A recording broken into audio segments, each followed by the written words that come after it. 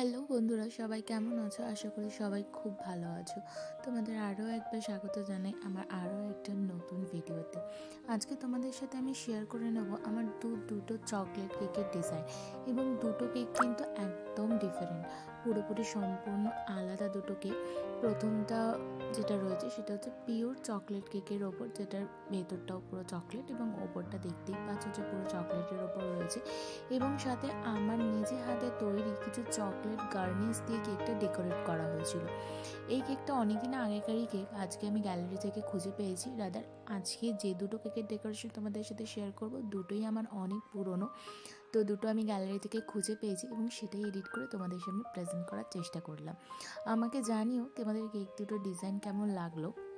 প্রথম কেকের ডিজাইনটা ছিল এইটা, আর এরপরে আসি হচ্ছে সেকেন্ড কেকের ডিজাইনের ওপর। সেকেন্ড যে কেকটা রয়েছে সেই কেকটা রয়েছে হচ্ছে চকলেট ওভারলোড কেক, যেটা আমরা চকলেট ওভারলোড কেক হিসেবেই চিনি।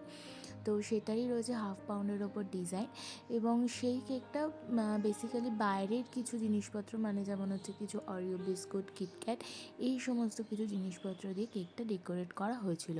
এবং এইসব কেকের ক্ষেত্রে একটা খুব অসুবিধা হয়, জানো তো, কেকের ওপর না নাম লেখা যায় না। তার কারণ হচ্ছে কেকের ওপর এত পরিমাণ চকলেটস বা যা কিছুই দিতে চাও তোমরা সেগুলো থাকে, যে কাস্টমার বারবার বলা সত্ত্বেও আমি কেকের ওপর কোনোভাবেই নাম লিখতে পারি না।